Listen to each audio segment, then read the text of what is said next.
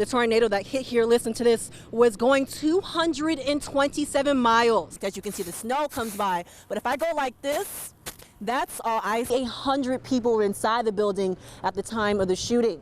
Now, all this happened just a couple of blocks away from the police department and just across the street from the Mississippi County Detention Center. At this station in Cape Girardeau, a gallon of regular gas is just under $5. Let's just take a look over here. He put these flags up and he says he loves his country. He wants to show that Mayfield is still strong. They no longer put paychecks or anything else in their mailbox. And instead, they're traveling to the post office. Past these doors at the Cape Girardeau Public Library is where they'll have a meeting to discuss what changes they want to see made so no one else has to call a place that's unsafe home ever again. If I were to use this gas to fill this truck from empty to full, it would cost me just around $70. On some messenger apps, your location is shown to the person you're talking to by default. And he suggests going into your phone and limiting who can see. I'm gonna ask Nolan just this pan and show you, it's probably, I'm gonna say more than 24 people here now. I'm here talking to Bill Patterson, who's been living here in Mayfield for 37 years. And Bill, is there any extra gleam of hope for some more help? There are a few indicators to a defective at-home COVID-19 test. And these two lines are just a few. It's definitely a step in the right direction. A path to safety is where Cape Girardeau Police Department is heading.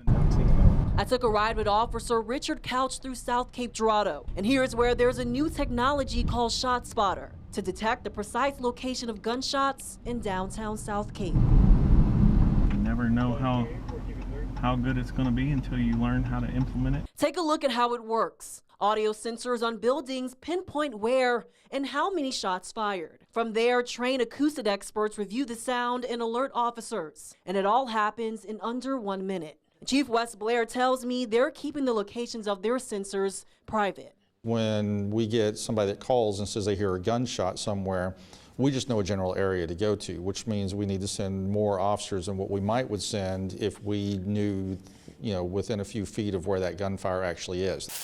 King's Wigs and beauty manager Bernie Richards says her store is not far from the targeted area. And she describes how she feels about the new technology. I would definitely feel safer, because you never know what's going to happen, who's out there doing what. She's never heard gunshots while at work, but she says it's nice knowing she's safe past these doors. If we extended our hours maybe for once, because sometimes maybe I do stay a little bit later, maybe like an hour later, it would help me feel safer. Blair says he has a lot of faith in this new system, and he says he's hoping it'll gain the trust of the public. This is one way that we can demonstrate that we are taking this very seriously and that we want to find a way to mitigate the violence that we have. And I'm just waiting for the day to catch the people.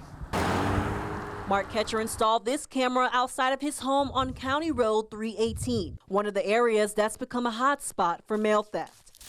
A neighbor of mine came down looking for his mail, of course, because it was littered all the way down the road. Take a look at this Facebook post by the Cape County Sheriff's Office sharing their concerns as mail-in packages in areas of County Road 657, 316, 318, 319, and 206, including the Hillcrest subdivision, continue to disappear. When do you drive down the road and get in somebody else's mailbox, Paul David Blotner and his wife Noretta Blotner had their mail stolen about a month ago. We had quite a few checks in the mailbox from 3 different accounts.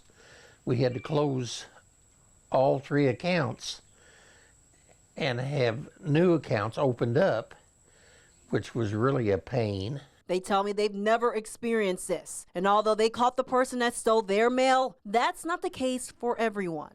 But I thought about all these other ones that are being done. Are they getting their money back?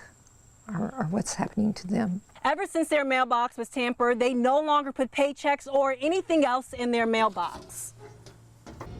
And instead, they're traveling to the post office and dropping off their mail that way. It's just aggravating. Ketcher says he hopes law enforcement can find whoever is committing these crimes. Until then, he and his neighbors plan to keep an eye open.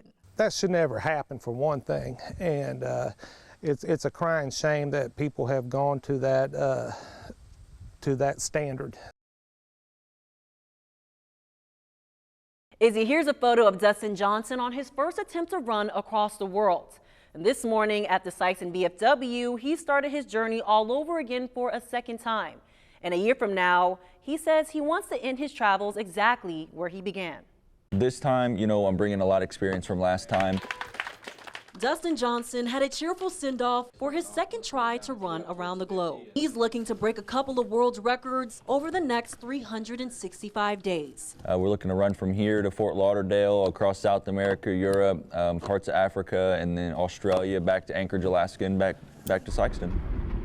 It's the same mission the 27-year-old Navy veteran started back in 2019.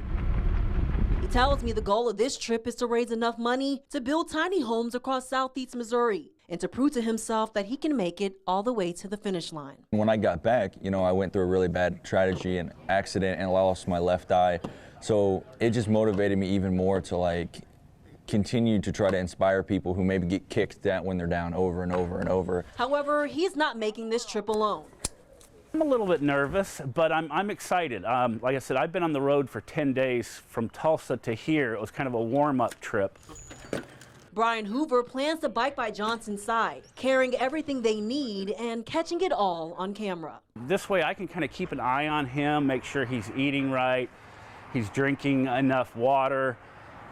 Even when we get into a town, I might go ahead and replenish some of our food, replenish some of our water, and even look for a camping spot. As much as Johnson wishes to break world records, he says he wants people to remember why he takes each step. Let them know that, as long as you keep moving forward, no matter how many times that you get knocked down, you'll be okay. Now, Johnson says he plans to make his first stop in Wickliffe, Kentucky, and you can track his journey step by step on his Facebook page. Live Local Now, Noel Williams, Heartland News.